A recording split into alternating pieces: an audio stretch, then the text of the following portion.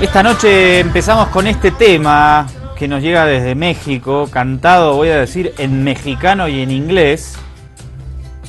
Me llamó la atención, habla de los 43 de Ayotzinapa, pero en este momento que Trump intenta generar tanta división en esa parte del mundo, lo sentí como una cuestión, seguramente no tiene nada que ver, pero yo lo sentí como una cuestión de integración para esa parte del norte de nuestro hemisferio, de nuestra Avia Yala.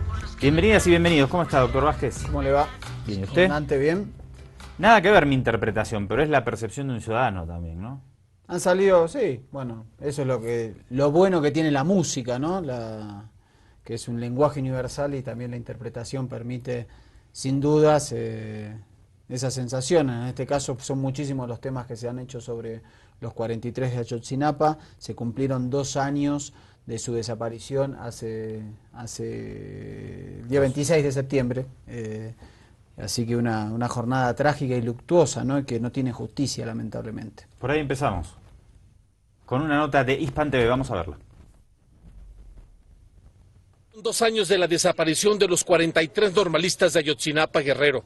24 meses en los que se sabe muy poco qué destino tuvieron los estudiantes. Los padres dicen que están hartos de una investigación que ha tenido muy pocos resultados. Para nosotros 2 años que no hemos avanzado un centímetro hacia la verdad, hemos avanzado kilómetros a las mentiras, a la simulación y a la impunidad definitivamente en este país.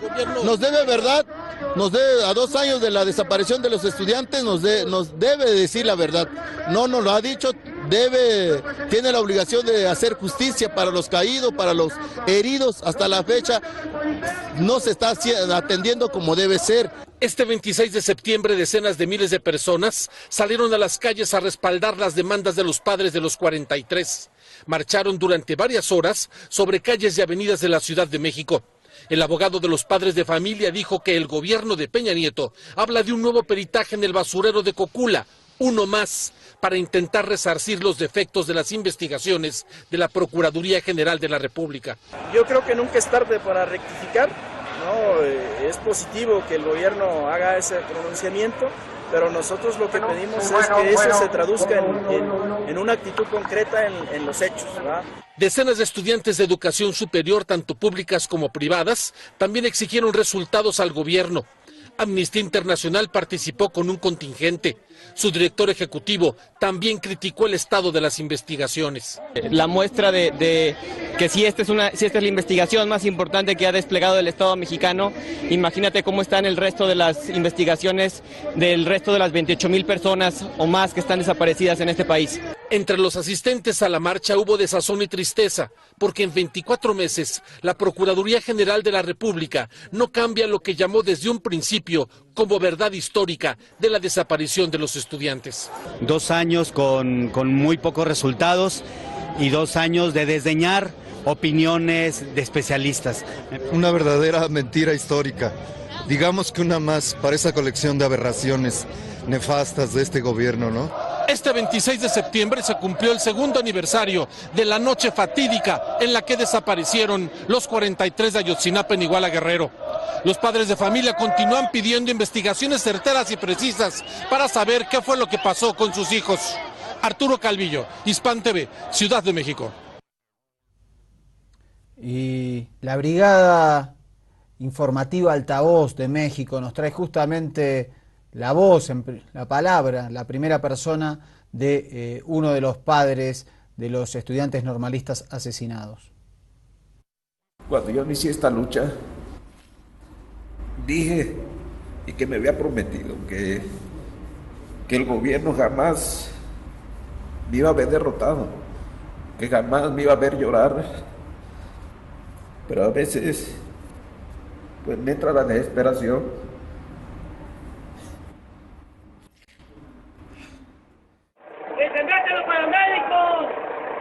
¡Que vengan los paramédicos! ¡Una ambulancia! ¡Para un compañero! Mira, ¿por qué está apuntando aquel? ¿Por qué está apuntando? ¡No tenemos armas! ¡Está apuntando a un compañero! Bueno, vente, Neri, vente. ¡No tenemos armas! En la imagen se perciben 3 camionetas que circulan a toda velocidad. La primera lleva a bordo solo elementos policíacos, pero en la segunda se observa a personas vestidas de civiles, que podrían tratarse de algunos de los 43 estudiantes desaparecidos de acuerdo con autoridades ministeriales. El gobierno nos destruyó totalmente la vida de todos los padres. Ya no somos iguales, ya no somos las mismas personas. Nos han dejado ese coraje, esa rabia, por la impotencia de cómo vamos a lograr a encontrar pues a los muchachos. Yo no sabía nada de luchas. La gente ustedes me enseñaron a luchar y por lo tanto, ahora sí que yo lo veo así, es una obligación. Terribles historias y lacerante que esto todavía esté en la impunidad y no se encuentren por lo menos los cuerpos de estos 43 jóvenes. Vamos a recordarlo con algunas imágenes que puso en pantalla la periodista Carmen Aristegui de CNN México.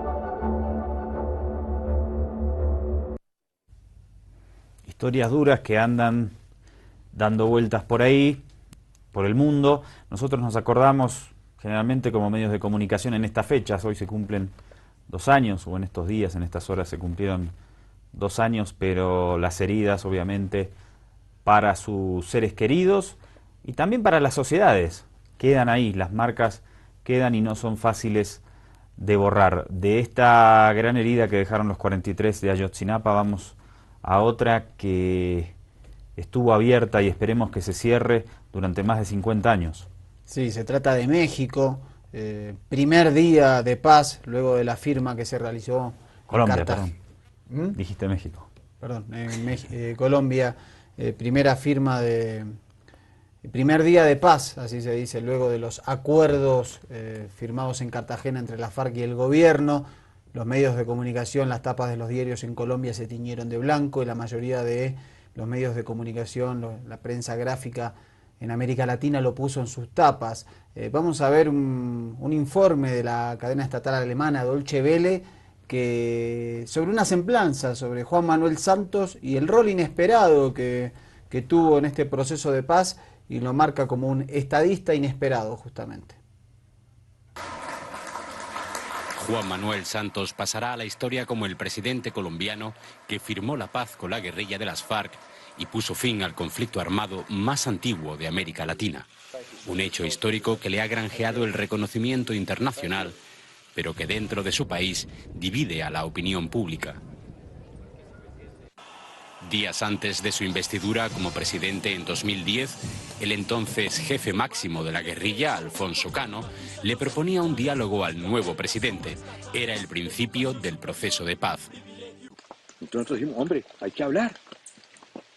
Hablemos, hay puntos vertebrales de toda esta situación, muy concretos.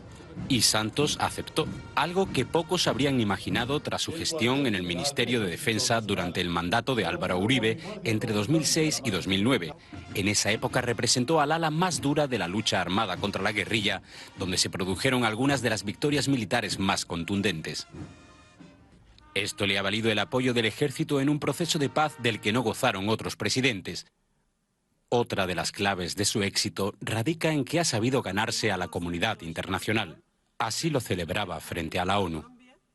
Después de más de medio siglo de conflicto armado interno, hoy regreso a las Naciones Unidas en el Día Internacional de la Paz para anunciar con toda la fuerza de mi voz y de mi corazón que la guerra en Colombia ha terminado. Este discurso culmina lo prometido en otro que pronunció el día de su toma de posesión hace ya más de 6 años: pactar el fin de la guerra con las FARC. Yo aspiro durante mi gobierno a sembrar las bases de una verdadera reconciliación entre los colombianos, de un desarme real de los espíritus, construidos sobre cimientos perdurables que no alimenten falsas esperanzas. Algo que sorprendió a la opinión pública, ya que apenas unos días antes se había archivado la investigación en su contra sobre los llamados falsos positivos, supuestos asesinatos de civiles por parte del ejército camuflados como bajas de la guerrilla para mejorar las estadísticas. Este viraje en su política, tras suceder en el poder a Álvaro Uribe, supuso el principio de un duro enfrentamiento entre ambos.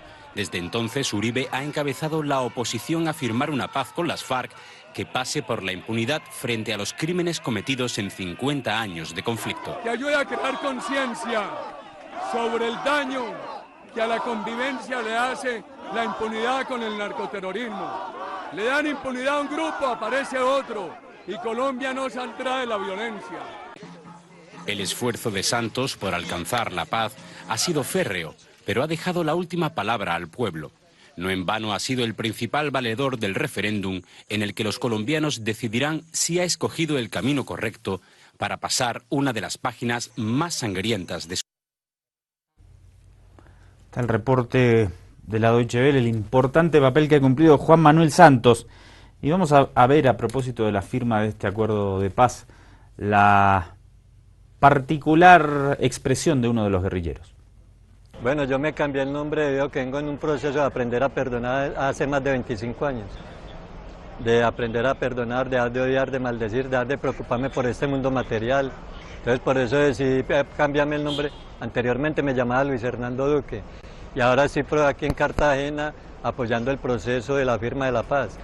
Yo le digo sí a la paz para que se acabe el conflicto armado con las FARC, no haya más bombardeo en la selva donde mueren cantidad de animalitos y destruyen la selva. Le digo sí a la paz para que no haya más minas antipersonas. Le digo sí a la paz para que no se sigan matando los soldados.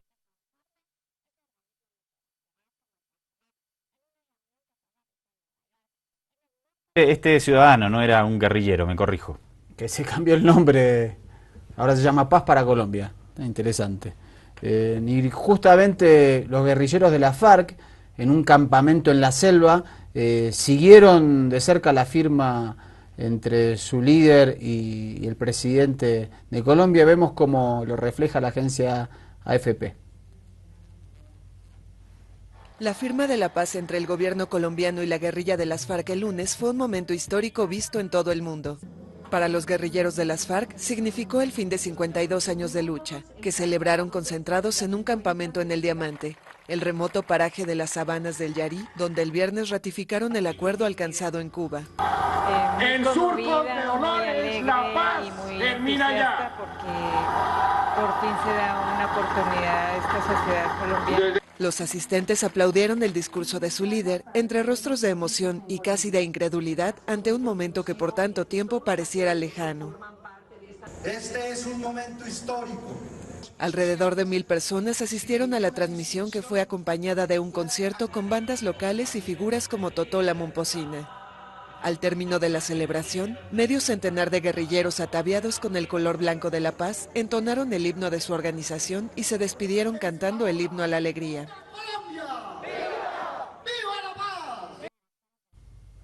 Bueno, hay un movimiento guerrillero importante en la historia de Bolivia, sobre todo en los 70 y 80 del siglo pasado, fue el M-19, que después firmó también o se desarmó, hizo un armisticio. Vamos a ver qué dice ahora una de las históricas dirigentes de este movimiento sobre lo que está sucediendo en Colombia.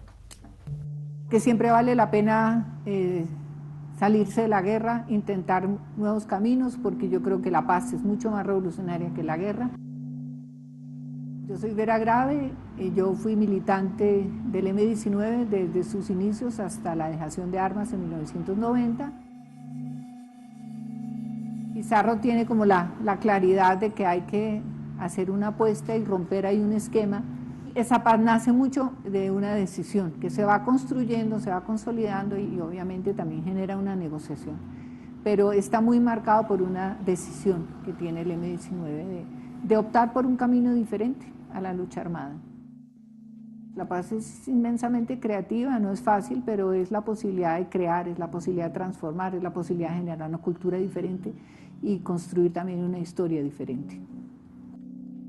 Yo le apuesto al sí, le apuesto a este plebiscito porque es la posibilidad de participar de alguna manera en una decisión de país y porque creo que es un acuerdo muy bien pensado, muy bien elaborado y sobre todo voto también por nosotros.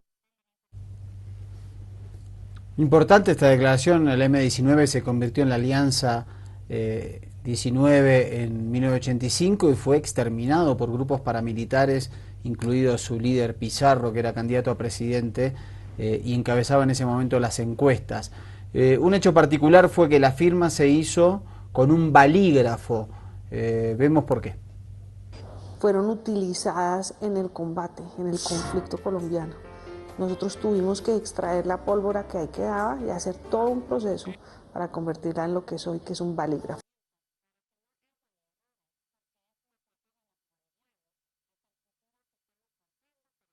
Ahí está el balígrafo que fue tan comentado en los medios de comunicación. Trascendental entonces, paso para la historia de Colombia. Estaba pensando en las dificultades que genera la decisión de ir hacia una lucha clandestina, hacia una lucha armada en cualquier país, tanto sea en el ámbito rural como en el urbano, y después de tantos años de esa hermenéutica me imagino que tomar la decisión de pasar a la contienda, a la batalla electoral tampoco debe ser nada fácil.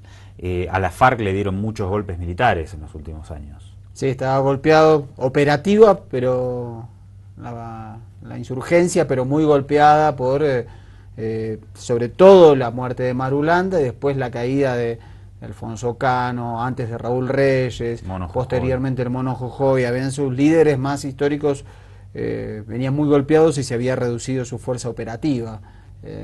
Pero es un paso valiente y además me parece que con los dos antecedentes de los procesos truncos de paz, de la Unión Patriótica y de la Alianza M-19, que terminaron muy mal, esperemos que esta sea la definitiva y parece que así es. Ojalá que así sea. Paz para Colombia. Con ese eslogan nos podemos ir a un cortecito.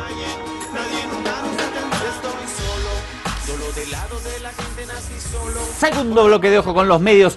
¿Qué tal le parece si hablamos de Estados Unidos de Gringolandis? Sí, primer debate, el debate más visto en la historia de los debates presidenciales, sin contar el de Reagan con Jimmy Carter, que proporcionalmente a la población tuvo más gente que lo vio. Claro, Reagan le ganó a Jimmy Carter, ¿no? Hubo un solo debate. En este caso lo que vamos a tener son 3 debates de la candidata demócrata y el candidato republicano. Vamos a ver qué pasó, quién ganó, quién perdió, quién empató y a quién terminará votando los estadounidenses. ¿Irán a votar? Porque no es tan fácil votar en Estados Unidos. Te tenés que registrar primero. No es obligatorio y además primero tenés que hacer un proceso de registro. Y además se dan un día laborable. ¿Por qué no harán las elecciones un domingo? Aunque no sea obligatorio, pero así... El martes se hace, claro. Es histórico, siempre se hizo los martes, segundo martes de noviembre. Es como que no impulsa la participación ciudadana, ¿no? Sí. De onda, le decimos. A no ser que se declare ese día no laborable. Pero... Claro, pero si no, la gente tiene que trabajar. Bueno, ese es otro tema. Publicidad, publicidad de cerveza mexicana con el tema del muro de Trump.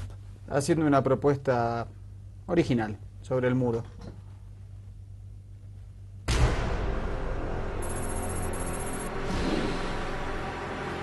time has come for a wall. A tremendous wall. The best wall. The Tecate Beer Wall. A wall that brings us together. This wall might be small, but it's going to be huge. You're welcome, America. Estaba en Gringolandis, decía, es tiempo del muro y la forma de combatir ese muro, no lo decía así, pero la propuesta de Tecate era que el muro sea pequeño y que sirva de unidad o de unión para mexicanos y estadounidenses. Y que sirva para poner la cervecita y tomarla, básicamente. Buena. ¿Cómo ha generado publicidades y otro tipo de cuestiones las propuestas de Donald Trump, ¿no? Sus propuestas tan bizarras han tenido respuestas originales muy interesantes. Le cuento que me invitaron al debate ayer. Estuve, aunque estaba acá también, pero estaba en los dos lados. Y me saqué una selfie con Clinton. Ah, me resultó muy graciosa. Me parece que es una muestra de los tiempos que corren. Vamos a verla. A ver si la podemos poner en pantalla. Le pedimos a nuestro querido director la foto de las cientos de selfies con Hillary Clinton. ¿Está ahí? Parece que no la tenemos. Ahí está. Ahora sí, ahí está. Todo de espaldas. Para parecer ellos, claro, la candidata. Pero es como... Y todas mujeres, che. Sí, muchas mujeres. Obviamente la candidatura de Hillary Clinton está llevando a una posición muy fuerte de sectores femeninos. Obviamente entre las mujeres tiene una votación cercana al 60% de apoyo a Hillary Clinton, que es la primera candidata mujer entre el Partido Republicano y Demócrata en la historia de Estados Unidos. Hubo una candidata mujer a mediados del siglo XIX, pero por un partido alternativo. Te mostramos ahora la tapa que elegimos, la portada del día, dale.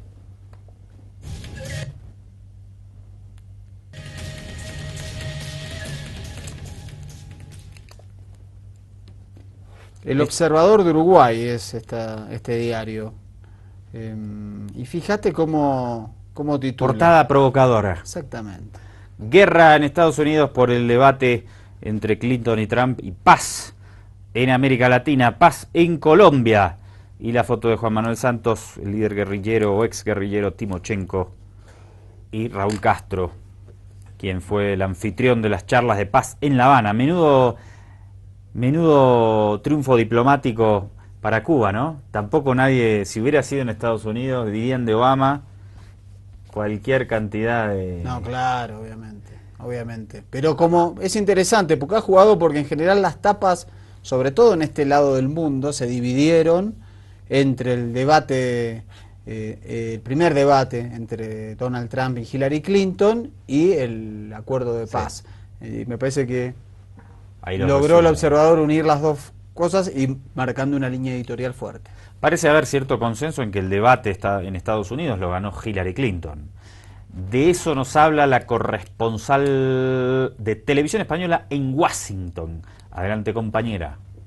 La mayoría dicen que Hillary Clinton fue más sólida, que llegó más preparada y mejor preparada a este debate, que en cambio Donald Trump estaba tenso y errático en sus respuestas. Un sondeo de la cadena de televisión CNN que se ha divulgado esta madrugada da prácticamente una victoria por goleada a la candidata demócrata. El 62% de los encuestados dicen que ella fue la ganadora del debate, mientras que un 27% consideran que el vencedor fue Donald Trump. Pero recordemos que todavía queda mucha batalla electoral. 42 días para las elecciones y otros 2 debates presidenciales, el próximo, el 9 de octubre en San Luis, Missouri, y el último ya el 19 en Las Vegas. Esta mañana los dos candidatos han hablado de su experiencia en ese cara a cara. Donald Trump se ha quejado de que el micrófono funcionaba mal y ha dicho también que el moderador fue especialmente hostil con él. En cambio, Hillary Clinton ha exhibido una gran sonrisa diciendo que vivió una gran noche. Hillary Clinton resistió con serenidad y argumentos los golpes de Trump, más áspero y errático, y quien interrumpió 29 veces a su oponente, mientras que Hillary solo lo hizo 9 veces. Ambos enfrentaron su visión sobre cuestiones raciales, sobre la violencia, la política internacional o la economía. El candidato republicano llegó a alardear de no pagar impuestos, aunque luego lo negó. Yo haré pública mi declaración de la renta cuando ella divulgue los 33.000 emails que borró. Hillary Clinton defendió a las clases medias y acusó a su rival de beneficiar a los ricos. Vives en tu propia realidad, Donald, y le tachó de racista y de machista. Es un hombre que ha llamado cerdas, vagas y perras a las mujeres y que ha dicho que las embarazadas son un estorbo para las empresas. Su oponente culpó a Clinton de no combatir el terrorismo y de haber favorecido la creación del Estado Islámico. Le dices al enemigo lo que vas a hacer, aseguró el candidato republicano. Trump, consciente de que no tuvo su mejor noche, ha dicho que el micrófono no funcionaba bien y también ha culpado al moderador de no ser neutral. La sonrisa de Hillary, en cambio, hoy lo decía todo. Cualquiera que se queja del micrófono es que no tuvo una buena noche, pero aún no hay nada decidido, quedan todavía 2 debates y Trump ha prometido que la próxima vez atacará con más dureza.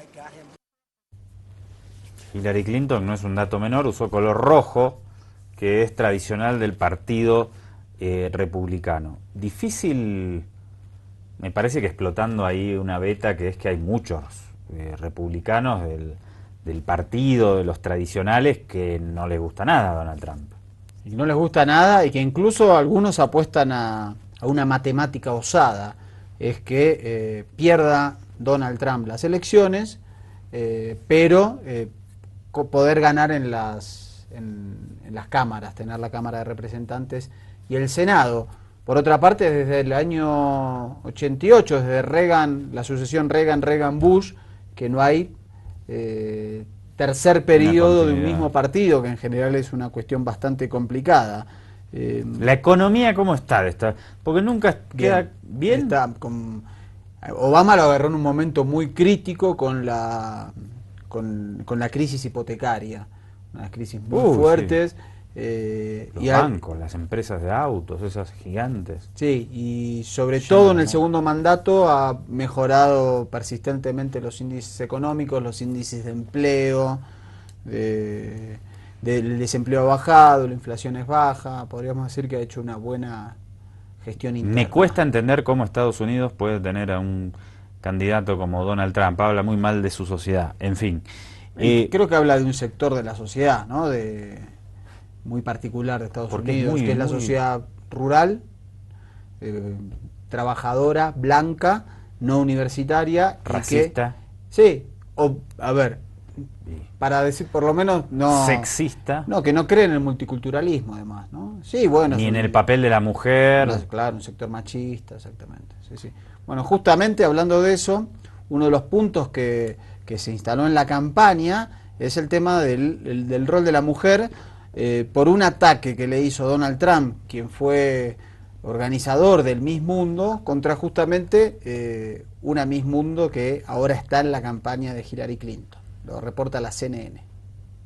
Sobre una mujer en un certamen de belleza. Él le gusta y él anda en esos ambientes y él llamó a esta señora la cerdita y después la llamó la ama de casa porque ella era latina. Donald, ella tiene su nombre. Es lo peor que hemos tenido, lo peor, absolutamente lo peor. Era imposible, era una participante de Miss Universo y finalmente una ganadora con quien tuvimos tremendas dificultades como Miss Universo. Aumentó la cantidad masiva de peso y era un gran problema. Tuvimos un problema real, no solamente eso, su actitud, y tuvimos un verdadero problema con eso. Hello, Miss Piggy, o me decía hello, Miss Housekeeping. Y yo creo que aunque yo me haya aumentado de peso, yo tampoco había matado a nadie, ¿no? Entonces, yo creo que no era la manera, definitivamente, y lo mantengo y lo he dicho desde siempre, no era la manera de exponerme y de sacar mis peores fotos, de decirme Miss Piggy, de decirme Miss Housekeeping, e incluso muchas cosas más que pasaron a solas entre el señor Trump y yo, de agresiones constantes con respecto a mi físico. Y yo hacía todo lo posible por hacer dieta, por ponerme bien, dejaba de comer. Pasaron un montón de cosas que me marcaron mi vida para siempre. Está claro que esto a la campaña de Donald Trump no le hace nada bien. La han masacrado, me parece. Sí, es uno de los puntos... De hecho, perdón, Mariano, sí, es justamente en esa línea argumental que Televisión Española destaca los dichos de Hillary Clinton. Si usted llamó a las mujeres cerdas, amas de casa, no sé qué, como si fuese algo despectivo. Exactamente, sí. Y después sale la nota esta. Lo que vemos es que en distintos medios de comunicación el maltrato de Donald Trump a la mujer lo muestra como un impresentable. Sí, es un tipo que ha visto que le rindió por lo menos en la campaña interna del Partido Republicano, los ataques constantes, el límite, traspasar constantemente los límites por cuestiones raciales, sexuales, de género. Digamos, me parece que la campaña de Trump se va acotando, porque agrede todo el tiempo a los mexicanos, y difícil que la gente latina pueda identificarse con eso, es una obviedad. Agrede a las mujeres, ya le pasó hace un par de semanas en la campaña con la mujer que estaba con el bebé y le dijo, señora, váyase que me molesta. Ahora sale esto, es difícil que siendo mujer alguien pueda decir, ay, qué ganas de votar a Trump, ¿no? Yo creo que sí, es difícil. Creo que sobre la última semana de campaña hay que hacer un spot que muestre todas estas cosas, también la agresión a los veteranos de guerra, que es una institución, digamos, sagrada para los dos partidos en Estados Unidos. No va a ser sencillo este tramo, y Trump, lo que contaban también hoy algunos operadores, era que no les hizo mucho caso a los asesores de campaña y a los asesores del debate, en el sentido de que estudiara más los temas, de que diera tales tipos de respuestas. Es muy prepotente, ¿no? Él dice, yo soy un empresario, he ganado miles de millones de dólares y a mí no me van a venir a decir unos asesores, unos pinches asesores, qué es lo que tengo que decir, y hago lo que quiero. Y así les... Bueno, no sé, porque las encuestas tan mal no le dan. A lo mejor hay mucha gente que evidentemente piensa muy diferente a una mentalidad más o menos progresista y esto a lo mejor le cae simpático, qué sé yo. Pero mal no le va. Por algo está ahí, de hecho. Nos preguntábamos mientras veíamos los informes, ¿cómo es que llegó a ser candidato? Bueno, no sé, pero por algo alguien lo eligió para que esté ahí. Sí, evidentemente esa irrupción del Tea Party en el Partido Republicano, los ultraconservadores, afectos a que la sociedad americana deje de ser multicultural, eran mucho más poderosos de lo que se imaginaban, y en el último tiempo me parece que el que haya habido un presidente negro, primer presidente negro de la historia de Estados Unidos, también influyó en que estos sectores dentro del Partido Republicano se radicalizaron.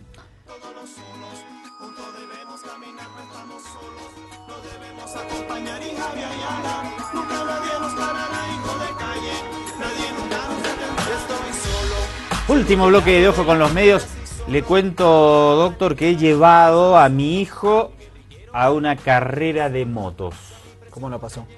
Espectacular, lo he grabado. ¿Ah, sí? Sí. A ver. Vamos a verlo.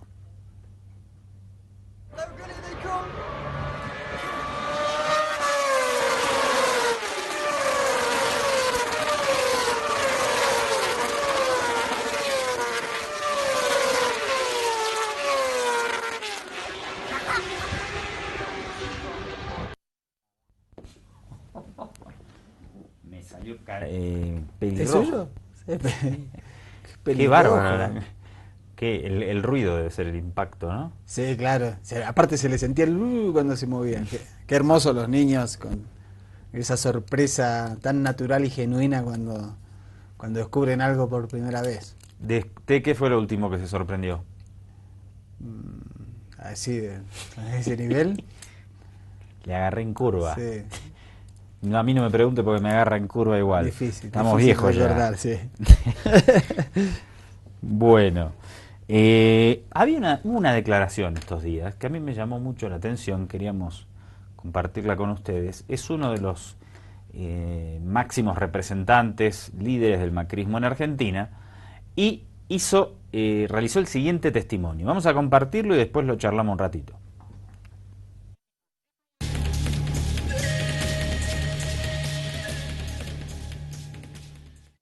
Cuando dijiste que tenemos que hacer un gobierno de izquierda porque hay que buscar más igualdad, ¿lo dijiste en serio?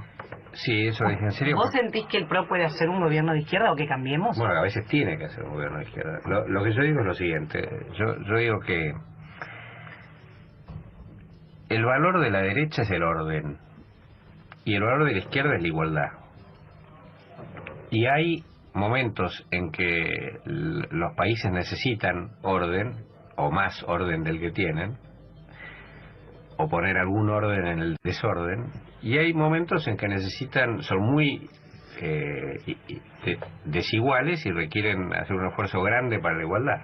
O sea que hay momentos en que hay que tener gobiernos más de izquierda. Cuando salimos del colapso del 2002, de la gran devaluación de Duhalde, con el 50% de la población bajo el nivel de pobreza, era obvio que había que ser un gobierno que fundamentalmente buscara la igualdad. Federico Pinedo, ¿cómo hace un gobierno como el de Mauricio Macri para ser creíble como gobierno de izquierda? ¿Cómo hará? Son medidas de izquierda, no gobierno de izquierda. Pero... A ver si podemos traducir esto, Mariano. Es interesante el concepto de que dice, bueno, a veces las sociedades necesitan más redistribución de la riqueza y en otros momentos más ajuste, ¿no? Por simplificarlo de alguna manera. Ahora, a mí me llamó la atención, ¿por qué dijo esto Pinedo? Pinedo es el presidente provisional del Senado, es decir, el tercero en la sucesión presidencial. Después de Macri, Michetti su vicepresidente, después viene él. Es el hombre más político del círculo cercano a Mauricio Macri y suele tener posiciones políticas, incluso relaciones y vínculos con sectores del peronismo, del radicalismo, incluso del progresismo.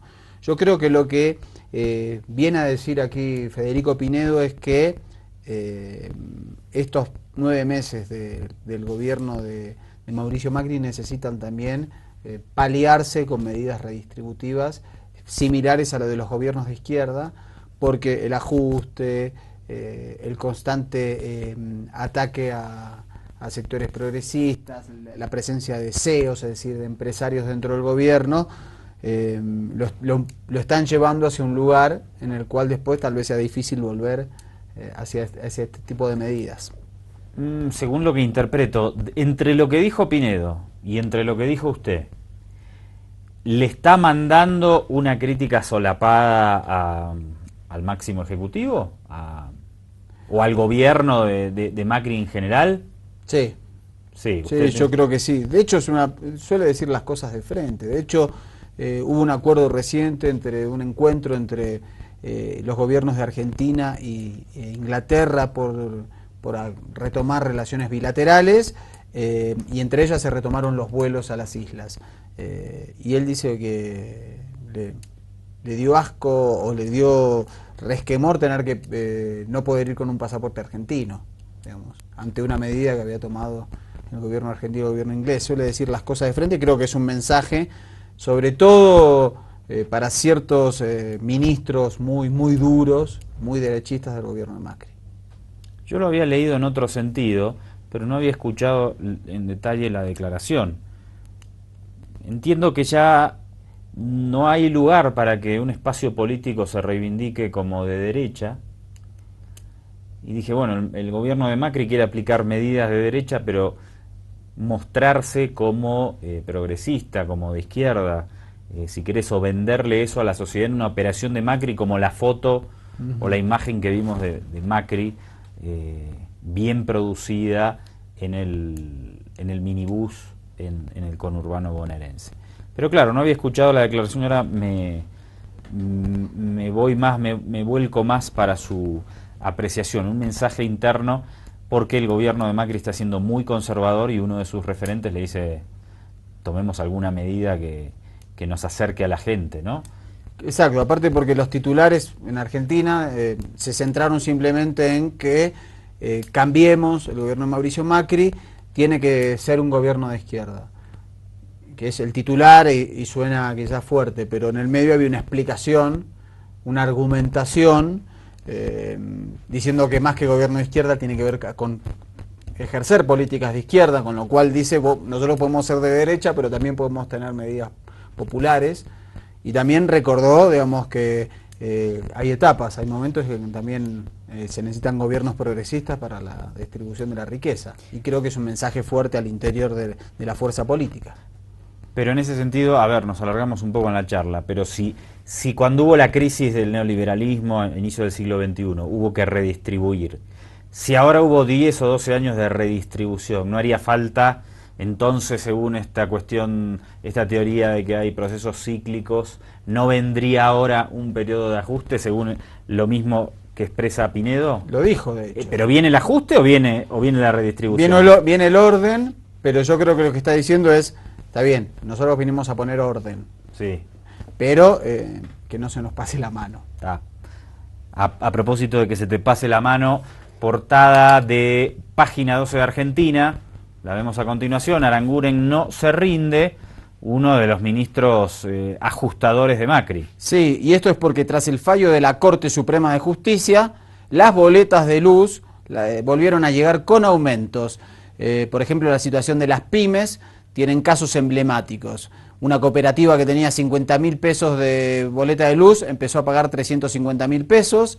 El ministerio le dijo no la pagues porque va a haber retroacción de las tarifas, y ahora le llegaron 813.000 en 2 facturas y una multa de 80.000 por esta situación. Así que le llega una factura, repetimos, de 813.000. ¿Cuánto es el que pagaba? ¿Se acuerda? Le habían venido de 50.000. De 50.000. Y como no lo pagaron, le vino con multa las dos boletas al mismo tiempo. ¿De luz? Sí. Esto es para una pequeña y media empresa. Para que te des una idea, son 2 boletas, son 400.000 bolivianos. Imagínense una empresa aquí que reciba esa situación. 400.000 bolivianos de luz. Vamos a ver, a propósito de esto, una nota de C5N, por favor, otra cooperativa. Nos mandaron una boleta ahora de septiembre con aumento, nos están cobrando las 2 boletas con una multa de 80.000 pesos para pagar ahora el 4 de octubre. Les llegó la boleta por 800.000 pesos, tienen una audiencia el 5 de octubre, pero la boleta vence el 4. La boleta no la vamos a pagar, por más que vayamos a la audiencia y nos diga que la tengamos que pagar, no la vamos a pagar porque no podemos pagarla. Nosotros estamos pagando más de impuestos que lo que le pagamos a los compañeros. Imposible, una locura. De 47.000 pesos que pagábamos, ahora vamos a pagar 400 por mes y sumarle 300.000 pesos de gas, 80 de agua. ¿Cuánto pagaban antes? Jorge, recién hacíamos la cuenta, aproximadamente, no sé, 800.000 pesos entre la factura de luz, de agua y de gas. ¿Y antes cuánto representaba el gasto en servicios? Mira, nosotros en enero, que es el mes que más trabajamos porque estamos en temporada, nosotros hacemos cuero reciclado para calzado. 47.000 pesos pagamos. Está bien, subsidiado por el Estado, pero vos calculás que el subsidio del Estado era 10.000, 15.000 pesos, más de eso no era. Claro. 47.000 pesos a 3.90 de luz únicamente. De luz. Sí, y de gas 40.000 pesos más o menos. Claro. Y digamos que los incrementos que vinieron solamente por incremento de tarifa, no es que consumieron ustedes más gas y más luz y más agua. No, además estamos consumiendo menos ahora. Consumimos menos, tenemos un 30% menos de trabajo. Claro. La caída que hay en el calzado es terrible. Va en todos lados. Bueno, increíble lo que está pasando. Reise, las esperanzas de ustedes entonces centradas allí en la audiencia del 5 de octubre. La esperanza de la audiencia, pero ya te vuelvo a repetir, pase lo que pase no la vamos a pagar. Bueno. Después que sea lo que Dios quiera. De la fábrica no nos vamos, eso es lo único que tenemos claro. Pucha, pero hay que ver el lado positivo, ¿no? La revolución de la alegría de Macri es un comentario ultra irónico. Si siguen así no van a pagar, no van a consumir nada de luz ni de gas. Y esta es la demostración en carne propia de que los servicios básicos son un derecho humano, y si vos lo convertís únicamente en una variable económica para que a vos te cierren las cuentas de un Estado porque necesitas que los números vayan hacia un lado específico, después están estas personas, carne y hueso, trabajadores, en este caso una cooperativa. Imagínate una mega empresa, ¿cuánto debe estar pagando? Cerramos. ¿Puede ser el gobierno de Macri de izquierda? Después de lo que Lo que dijo Pinedo y lo que vemos en la realidad. No, porque es una disputa eso que hay en el interior y que Pinedo va a perder esa batalla. Lo van a masacrar. No, a masacrarlo no, porque es un personaje importante ahí adentro. Sí, no, pero me parece que está en una posición minoritaria. Por no decir... solitaria. Claro.